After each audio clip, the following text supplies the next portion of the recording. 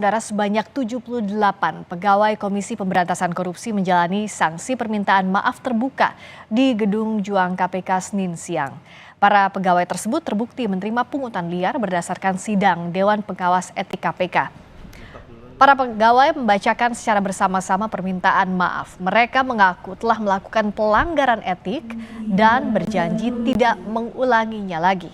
Pembacaan disaksikan Sekretaris Jenderal KPK Cahya Hareva dan Wakil Ketua KPK Alexander Marwata.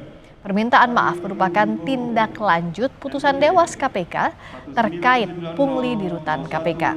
Sebelumnya, Ketua Dewas KPK Tumpak Hatorangan Panggabean menyebut permintaan maaf adalah sanksi terberat pelanggaran etik.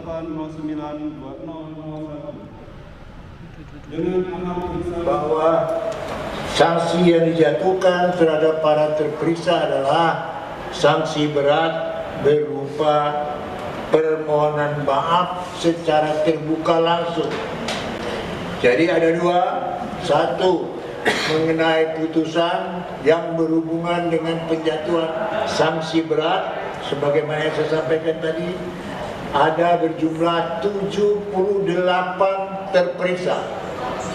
12 orang diantaranya adalah keputusannya menyerahkan kepada Sekretariat Jenderal KPK. Sanksi etik untuk pegawai hanya berupa sanksi moral. Dalam hal ini permintaan maaf. Yang terberat itu adalah permintaan maaf secara terbuka dan langsung.